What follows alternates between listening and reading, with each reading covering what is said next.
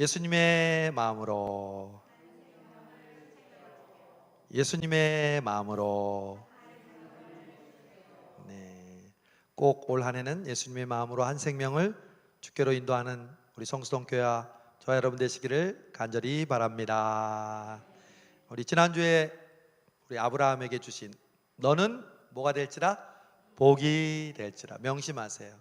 너는 복이 될지라. 누가 하신 말씀이에요? 하나님이. 2026년 우리는 세상에 주는 복을 받는 그런 수준에서 머무는 사람들이 아니에요. 그건 언제 일일이 하나 다 받아요. 그 모든 것을 한꺼번에 받을 수 있는 비결을 하나님이 주셨는데요, 네가 복이다. 네가 가는 곳마다 너로 인하여 복을 받게 될 것이다. 다른 복을 내가 어디서 구하고 받는 게 아니라 내가 가는 곳마다 복이 되고 내가 만나는 사람마다 복을 받고 여러분이 가는 곳마다 놀라운 복의 역사가 일어날 줄로 믿습니다. 이게 하나님이 우리에게 주시는 축복이에요. 하나님이 주시는 복의 수준입니다. 다오 받는 복이 아니라 네 자체가 복이라는 사실. You will be a blessing. 네가 바로 복이 될 것이다. 하나님 말씀하시는 거죠. 그런데 저는 오늘 말씀을 통해서요, 그 복이 되는 사람의 특징을 발견하게 되었습니다. 이 창세기 13장을 카시로 묵상하고 새벽에 설교하면서 아브라함을 다시 한번 집중하면서 보게 됐습니다. 우리가 알고 있는 피상적인 믿음의 조상, 이삭을 바쳤던 믿음의 조상 아브라함으로만 알고 있는데, 아브라함의 일생을 자세히 읽어보면요, 아브라함의 복이 되는 특징이 있어요. 그러니까 우리가 그냥 복이라는 선언만 할 것이 아니라 그 복이 된 사람이 어떻게 살 것인지를 잘 주목하고 그 복이 되어 살아갔던 아브라함처럼 살 때 우리도 믿음의 조상의 반열에 이르게 될 줄로 믿습니다. 여러분, 창세기 12장에 보면 이제 네가 본토 친척 아비집을 떠나서 내가 지시할 땅으로 가라. 복이 된 사람은 이제 간다고 그랬죠. 갔어요. 근데 한 번도 살아보지 못한 땅에서 새롭게 정착한다는 게 쉬워요? 어려워요? 어려워요. 혈혈단신으로 왔는데 재산도 별로 없는데 거기서 가족을 이루며 터전을 이루며 정착한다는 것 너무 힘들어요. 그런데 게다가 갑자기 가뭄이 왔네. 그 당시에 가뭄은 해결할 수 있는 방법이 없었어요. 그런데 하나님이 이 아브라함에게 내가 내게 지시할 땅으로 가서 절대로 거기를 떠나지 말라고 했거든요. 그런데 아브라함이 그 가뭄 때문에 걱정해서 그만 자기가 살던 가나안 땅에서 어디로 갔을까요? 애굽으로 갔어요. 아브라함의 성격은요, 굉장히 고민을 많이 하는 사람이에요. 아주 다혈질인 베드로 같은 사람이 있는 반면에 아브라함은요, 신중해요. 그리고 다투는 거 별로 싫어해요. 그리고 평화를 추구하면서 그러나 어려움이 올 때 고민을 많이 하는 스타일이에요. 이렇게 있다가 내가 지금 굶어 죽겠다 해서 자기가 있어야 할 곳을 떠나지 말아야 되는데 그만 떠나서 애굽으로 가버렸네. 거기서 아브라함이 실수를 합니다. 아브라함의 아내 사레가 너무 아름다우니까 애굽 왕이 자기의 왕비로 취하려고 했다가 하나님께서 그 애굽 왕과 가문에 벌을 내리셨다고 그랬어요. 여러분, 복이 되는 사람은요, 실수를 안 하는 사람이 아니에요. 여기 있는 저와 여러분 중에 복이 된 저와 여러분 중에 실수를 안 한다고 자신하는 사람 손 들어보세요. 손 들라. 아무도 없어요. 그렇죠? 우리는 실수하죠. 애굽에 갔던 아브라함처럼. 복이 되는 사람은요, 특징이 우리가 실수해도 하나님께서 그 실수를 보호해줘요. 젊은 사람들 말하면 카바를 해줘요. 쉴드를 쳐줘요. 어떻게? 감히 애굽 왕이 사례를 건드리지 못하도록. 그리고 나중에 애굽을 떠날 때 많은 재산까지 덤으로 줘요. 그래서 애굽에서 이제 큰 경험을 하고 교훈을 받고 다시 가나안 땅에 도착했어요. 그때 이제 자기의 조카 롯과 함께 정착하면서 자신의 재산이 점점 불어나기 시작했어요. 목축업을 했던 이 아브라함과 롯은 그 당시에 농사를 짓는 것이 아니라 양을 치면서 그 양을 계속해서 불려나가는 일이었고, 그리고 옮겨 다니는 그러한 삶이었는데, 근데 이제 양들이 많아지니까 양들에게 필요한 것은 풀도 있지만 뭐가 반드시 필요하면 물이 필요해요. 그런데 저도 이스라엘에 가봤지만 남쪽 이 아브라함이 살았던 네게부 사막 지방에 가면요, 물이 없어요. 그래서 어떤 방법을 하냐면 깊이 우물을 파요. 안 나오는 데가 많아요. 그러나 가까스로 우물이 나오는 데가 있으면 그 우물을 파고 사람들이 줄을 서면서, 여러분 기억하죠? 이삭의 아내를 구할 때 이 리브가가 물을 줬잖아요. 아브라함의 종에게. 그러니까 사람들이 물을 먹이기 위해서 늘 그 시간만에 기다렸다가 물을 주고 또 기다렸다가 줄을 서고, 이런 불편하지만 그 우물에 모여 있는 그 삶을 살 수밖에 없었는데, 이제 그 물 때문에 서로 이제 물 가지고 싸움을 하게 됐어요. 그 지역에 있는 원주민하고도 싸우게 됐지만 이제는 아브라함과 롯도 싸우게 됩니다. 여러분, 롯은 아브라함의 자식은 아니었지만 조카였지만 자식처럼 생각하고, 왜냐하면 자식이 없었으니까 조카 롯을 데리고 그 갈대아 우르에서 와서 또 그에게 정착할 수 있도록 또 그의 그런 가축이나 이런 살아갈 수 있는 터전을 마련해 줬는데, 이제 그가 큰 가축과 가정을 이루었는데 아브라함의 종들과 이 롯의 종들이 싸우는 거예요. 그러면 아브라함이 볼 때 기분이 어땠을까요? 즐거웠을까요? 슬펐을까요? 저 같으면요, 괘씸했을 것 같아요. 왜? 자기가 키워줬는데, 자기가 그렇게 잘하게 해줬는데 지금 싸우면 자기가 먼저 와서 아이고 삼촌, 저희가 잘못했습니다. 저희 종이 삼촌네 종들을 또 아무 은혜도 모르고 그렇게 싸웠습니다 할 텐데 전혀 그런 게 없었어요. 그 다툼으로 인해서 그 싸움이 번질 무렵 복이 되었던 아브라함의 첫 번째 특징, 이 조카 롯에게 이렇게 얘기합니다. 야, 너와 내가 한 피를 나는 가족인데 서로 다투는 것이 옳지 않구나. 우리 서로 분가하자. 서로 우리 헤어지자.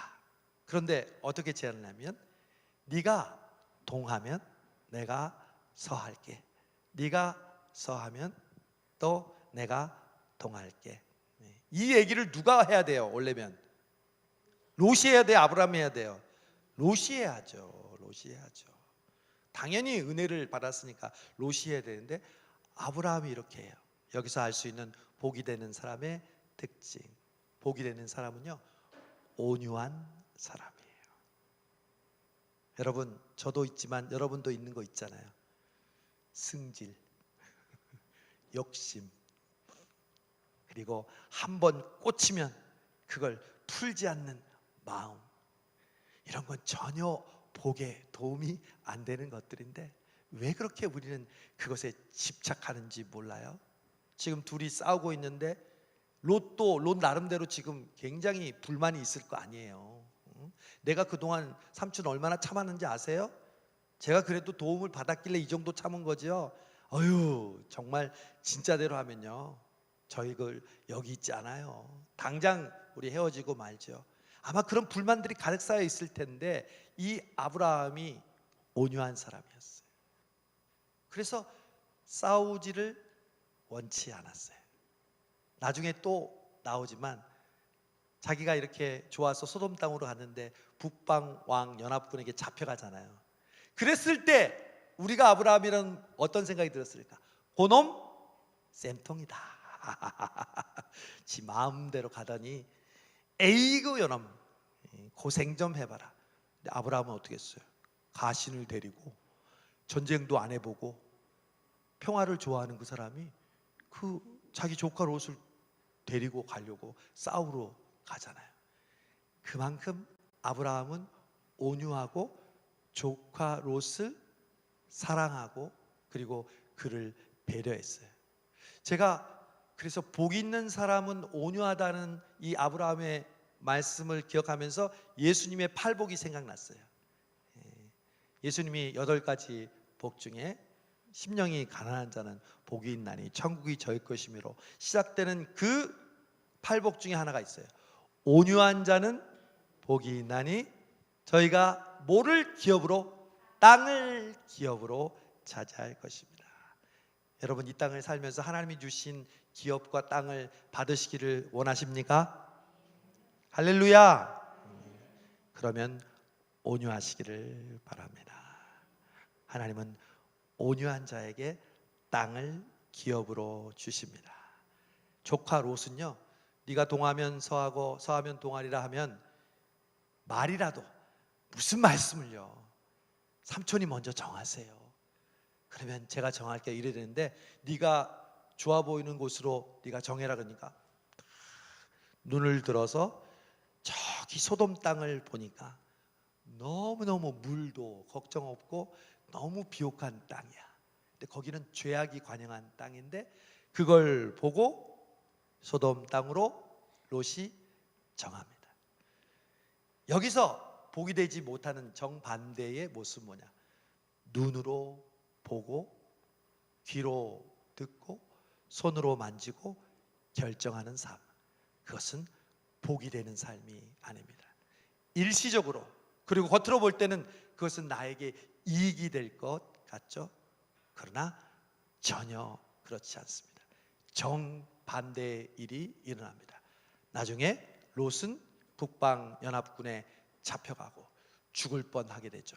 죄악이 관영한 그곳에서 하나님의 천사들이 왔는데도 그걸 통해서 하나님께서 구원해 주셨기에 망정이지, 아브라함 때문에 그는 거기서 불타서 모든 사람이 죽는 그 자리에 있을 수밖에 없었죠. 그러나 아브라함은 눈으로 보는 것으로 결정하지 않았어요. 믿음은 히브리서 11장 바라는 것들의 실상이요 보는 것들의 보지 못하는 것들의 증거니라. 예수님 본 사람 손 들어보세요. 또 손 들라. 저는 희끄무리한 거 봤습니다. 여러분, 저와 여러분 예수님을 한 번도 못 봤잖아요. 근데 예수님을 믿는데, 심지어 사랑한데, 심지어 그분을 위해서 살겠대. 그러니까 사람들이 우리를 미쳤다고 그러는 거예요. 한 번도 보지도 못하고 귀로 듣지도 못하고 만지지도 못한 그분을 우리가 믿고 있어요. 그게 우리의 믿음의 근거라고요. 그런데 왜 우리는 보는 대로 살아요? 보는 것으로 왜 결정해요? 우리의 믿음의 근거가 보이지 않는 것에 있고 그 보이지 않는 것을 보는 것처럼 살아가는 게 우리의 믿음의 근거인데, 왜 아브라함은 그래서 소돔은 보는 대로 이 롯이 결정했지만 아브라함은 보이지 않지만 롯이 정하는 정반대의 길로 갔던 것이죠. 여러분, 정반대의 길로 갔을 때 아브라함의 마음이 어땠을까요? 좋았을까요? 허전하고 또 외로웠을까요? 허전하고 외로웠죠. 정말 그런 상황 속에서 사랑하는 조카 롯과 생 이별을 하게 되고, 그리고 어쩔 수 없이 이제 다투지 않기 위해서 자기는 정반대에 갔지만 이 아브라함의 마음이 얼마나 힘들었겠어요. 인간적으로 우리가 믿음의 길을 선택한다는 것이 항상 기쁘고 즐겁고 감사하면 얼마나 좋겠어요. 우리의 딜레마는 그래 내가 참아야지, 믿음으로 살아야지 했는데 그 결과가 너무너무 힘든 거야. 너무너무 어려운 거야. 그러면서 갑자기 인간적인 마음, 후회, 내가 그럴 걸 그랬나? 내가 괜히 양보했나? 괜히 믿음으로 산다고 내가 내 삶에 맞지도 않는 옷을 입은 것처럼 입었나? 후회하는 마음들이 아브라함에게 왜 없었겠어요? 분명히 있었죠. 바로 그때 하나님이 나타나십니다. 여러분, 하나님이 얼마나 좋으신 분이냐면, 아까도 얘기했처럼 아브라함이 실수하여 애굽에 갔을 때도 아브라함을 커버하고 쉴드를 쳐주신 하나님께서 지금 인간적으로 얼마나 아브라함이 너무 괴롭고 힘들겠어요. 그런 상황 속에 하나님이 아브라함을 부르십니다. 아브라함아, 내 하나님, 너 저기에 있는 하늘의 별을 봐라. 네, 봤어요. 별을 한번 세어볼래? 몇 개나 있니? 하나, 둘, 셋. 에이, 못 세겠어요. 너무 많잖아요. 너의 자손이 별과 같이 될 것이다. 여러분, 예수님도 그랬지만 하나님도 그렇고 지금도 똑같아요. 우리 주변을 바라보면요, 하나님이 우리에게 가르쳐주는 교훈이 보여요. 공중 나는 새를 봐도 알 수 있고, 들에 핀 백합화를 봐도 알 수 있고, 내 휴대폰 배터리가 충전해야 될 때를 보면서도 알 수 있고, 우리의 삶 속에서는요, 우리가 보고 듣고 경험하는 걸 통해서 하나님께서 교육하는 것을 우리는 다 느낄 수 있어요. 아니, 오늘 이 말씀을 통해서 보이는 목사님, 들리는 목사님의 말씀을 통해서 하나님께서 그 말씀을 통해 하나님의 뜻을 우리에게 가르쳐주는 것과 똑같아요. 하나님은 우리를 교육하세요. 하나님을 가르쳐 주세요. 아브라함에게 시청각 교육을 하시는 거예요. 아브라함아, 별들을 봐라. 그 별들처럼 너의 자손이 이루어질 거야. 그러면서 하나님께서 또 아브라함에게 또 얘기하십니다. 야, 너 동서남북을 한번 걸어봐. 하나님과 아브라함만 있는데 아브라함이 동쪽, 서쪽, 남쪽 이걸 다 돌아보는 거예요. 아브라함아, 네가 밟는 땅이 바로 내게 줄 땅이 될 거야. 여러분, 오늘도 걸으셨어요? 안 걸으셨어요? 물론 자전거 타고 온 사람도 있지. 우리 교회 자전거 잘 타고 오니까. 근데 걸어서 오잖아요. 걸을 때 기도하세요. 하나님, 내가 밟는 이 땅이 하나님이 저에게 우리 성수동교회에 주신 땅이 되게 하여 주옵소서. 제가 미국에서 개척할 때요, 예배드릴 장소가 없어가지고 모든 교회들이 다 미국 교회도 빌리고 전혀 예배당이 있어야 되는데 예배당이 없어서 스포츠 센터를 비싼 돈을 주고 빌리고 있었을 때 한 교회가 났어요. 그래서 그 교회를 가서 조건을 보니까 너무 좋아. 그래서 이 말씀이 생각나서 그 교회 건물 주변을 돌았다는 거 아니에요. 돌으면서 하나님, 이 교회를 우리한테 주셔서 예배하게 해주세요. 그 교회 주셨을까요? 안 주셨을까요? 안 주셨어. 그런데 어떻게 하나님 응답인지 아세요? 어떤 한국 교회가 우리가 청년들이 많은 교회임을 알고 우리 교회 예배당에서 오후에 예배 드리라는 거예요. 무료로. 목사님 사무실도 주겠대. 하나님 이렇게 좋으신 분이에요. 여러분, 고기 땅 밟았다고, 고기 안 줬다고 하나님 원망하지 마세요. 우리에게 밝게 하신 그 이유는 우리보다 더 크고 더 놀랍게 하나님께서 응답해 주시는 거예요.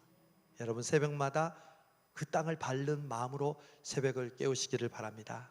출근할 때마다, 동네를 걸어 다닐 때마다. 제가 새벽에 그렇게 설교했죠. 제가 남산타워에 저희 아들이 이번에 한국 방문해서 올라갔잖아요. 평소에는 제가 올라가 보지도 못했어요. 케이블카는 타고 가봤다. 그러나 남산타워까지 그 돈 많이 주고 내가 왜 가? 근데 자녀들이 또 며느리가 오랜만에 왔으니까 또 가야지. 갔는데 동서남북의 그 야경을 보니까 서울이 얼마나 넓고 얼마나 아름다운지 마음으로 하나님, 서울을 성수동교회에 붙여 주옵소서. 서울뿐만이겠습니까? 이 대한민국과 북녘 땅과 또 모든 민족과 열방이 성수동교회로부터 복받게 하여 주시옵소서. 그러니까 도미니카 가잖아요. 우리 도미니카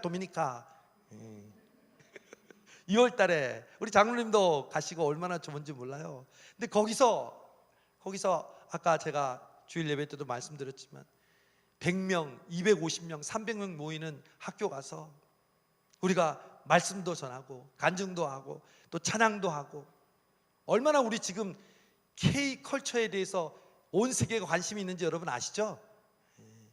정말 하나님께서 우리에게 이런 기회와 상황을 주셨다는 것은 복음을 전하는 가장 좋은 기회라는 것. 그리고 어려운 형편에 있는 가정들을 10가정씩 매일마다 3일 동안 방문하고, 또 지체 장애를 가지고 있는 그 시설에 가서 그들을 위로하고 그들에게 선물도 주고 마음으로 함께하는 이 일, 하나님께서 동서남북을 밟을 때 내가 그 밟는 땅을 너에게 주리라는 아브라함의 약속처럼 우리 성수동교회에 주신 약속인 줄로 믿습니다. 여러분, 근데 복이 되는 아브라함의 마지막이자 제가 이번에 새롭게 발견한 아브라함의 특징이 있었어요. 여러분, 아브라함은 뭘 잘했는지 아세요? 아브라함은 예배를 잘 드렸어요. 맨 먼저 가나안 땅에서 갈대아 우르에서 가나안 땅으로 왔을 때 아브라함이 제단을 쌓고 여호와의 이름을 불렀다고 했어요. 그리고 이제 다시 애굽에서 돌아왔을 때 13장에서 보면 아브라함이 맨 먼저 제단을 쌓았던 곳에서 다시 여호와의 이름을 불렀다고 그랬어요. 아직 레위기에 나오는 제사법이 없는데도 단을 쌓고 하나님의 이름을 불렀다는 것은 하나님께 감사했다는 거죠. 그리고 여러분 가진 성경 13장 마지막 절에 보세요. 상수리 나무 있는 숲풀에서 아브라함이 뭘 했다고 나와요? 제단을 쌓았더라. 그렇구나. 복이 되는 사람은 뭘 드려요? 예배를 드려요. 사랑하는 청년 여러분, 복이 되는 사람은 예배를 잘 드리는 사람입니다. 아브라함이 그 예배를 통해서 하나님 앞에 다시 회복하고 하나님이 주신 약속을 나의 것으로 삼았던 그 처음과 마지막은 다름 아닌 예배였습니다. 2026년 우리 성수동교회 예배가 새로워지기를 간절히 바랍니다. 요즘에 지난번에 임직받은 분들이 대표 기도를 하고 또 예배를 섬기는 모습을 보면서 정말 감사합니다. 오늘도 1, 2, 3, 4부 함께 우리 성찬 예식을 함께 시종 드시면서 집례하는 우리 장로님들을 볼 때 마음이 뿌듯합니다. 오늘 이 아이들과 함께 우리 교회만이 할 수 있는 온 가족이 세례를 주는 것처럼 성찬식을 통해서 아이들이 잘 참석할 수 있는 것 하나님께 감사를 드립니다. 우리 청소년부도 저 뒤에서 우리 성찬 예식을 했는데 청소년부 한 명이 진짜 포도주를 먹으려 하다가 목사님께서 안 돼! 하면서 이 플라스틱 주스를 줬다고 해서 아쉬워했다는 얘기를 들었을 때 그 얘기를 들을 때 또 흐뭇하고 나도 중고등부 때 그런 마음을 가졌었지. 먹어도 괜찮죠. 그냥 술이 아니니까. 근데 여러분, 하나님께서 우리에게 이 예배의 회복을 통해서 하나님께서 하나 되게 하시고 하나님께서 우리 안에 기쁨을 회복하게 해주시고 오늘도 우리 새가족 등록하신 우리 집사님과 권사님 가정이 이제 수료를 마치고 구역으로 또 선교회로 파송이 됐잖아요. 오늘 원래 잘 참석하셨습니까? 예, 정말 하나님께서 우리에게 주신 선물이고 알곡인 줄로 믿습니다. 하나님께서 우리 교회에 지금 교인들이 떨어지고 또한 다시 돌아오기 어려운 상황인데 하나님께서 귀한 알곡들을 보내주셨는데 그것이 지금 시작이고 출발일 줄로 믿습니다. 하나님께서 예배를 통해서 아브라함처럼 복이 되는 그 행동을 통해서 하나님 우리 교회에 주시는 그 계획과 하나님의 뜻을 이루어 주실 줄로 믿습니다. 말씀을 정리합니다. 아브라함에게 복이 되라고 말씀하신 하나님은 이 아브라함이 어떤 복이 되는 특징이 있는지 우리에게 보여주고 있습니다.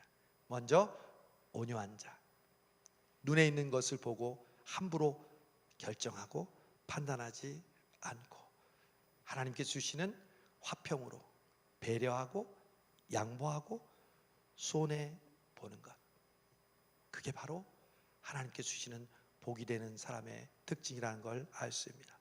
그리고 하나님께서 우리에게 교육하시고 가르쳐 주시는 것을 보고 깨닫는 지혜가 있기를 바랍니다. 사람들은 똑같이 보는 우리의 삶의 모습이지만 주변의 모습이지만 씨를 뿌리는 것을 통해서 그리고 하나님께서 우리에게 보여주시는 우주의 삼라만상을 통해서 하나님이 나에게 일일이 가르쳐 주시고 교육하시는 하나님의 귀한 뜻을 발견하시기를 바랍니다. 제가 오늘 여러분에게 설교했던 열매의 주제도 저에게 하나님이 가르쳐 주신 선물이었잖아요. 나무는 열매를 먹지 않는다. 너무 당연한 거고 너무 지극히 평범한 진리지만 우리의 삶 속에 정말 그 나무의 모습이야말로 우리의 모습이라는 걸 깨달은 것처럼 여러분 일상을 통해서 하나님의 위로와 하나님의 가르침과 하나님의 인도하심이 함께 하시기를 바랍니다. 마지막은 우리의 예배가 더욱더 새로워지기를 원합니다. 오늘도 저는 찬양 드릴 때 하나님이 우리 예배를 기뻐 받으시는구나, 마음에 성령의 감동이 왔습니다. 그냥 노래가 아니라 우리의 마음과 우리의 뜻을 다해서 하나님께 올려드리는 그 찬송을 하나님께서 기뻐 받으신 줄로 믿습니다. 여러분의 새벽이 새로워지기를 원합니다. 여러분의 수요 기도회가 새로워지기를 원합니다. 그리고 주일 예배 순간순간이 여러분에게 하루하루 순간순간이 저는 보여요. 여러분이 예배를 드리는 그 마음을, 여러분들이 어떤 마음으로 지금 예배 드리고 있는지 목사인 저도 훤히 보이는데 하나님은 더 훤하게 보고 계시죠. 그리고 그 예배하는 모습을 통해서 아브라함이 복이 되어 예배했을 때 하나님께서 그 약속을 성취하시고 이루는 것처럼 2026년 여기 있는 우리 청년들 그리고 우리 성도들에게 복이 되는 삶을 통해 하나님의 약속을 이루어 주실 줄로 믿습니다. 하나님 감사합니다. 오늘 이 귀한 시간 우리에게 은혜를 베풀어 주시고 오늘 이 귀한 예배를 통해서 복이 되는 아브라함의 모범을 따르게 해주심을 감사합니다. 2026년 아브라함처럼 온유하며 아브라함처럼 하나님이 가르쳐 주신 교훈을 발견하며 아브라함처럼 예배 자리에서 은혜 받는 저희 모든 성도들 청년들 되게 하여 주옵소서. 예수님의 이름으로 기도하옵나이다. 아멘.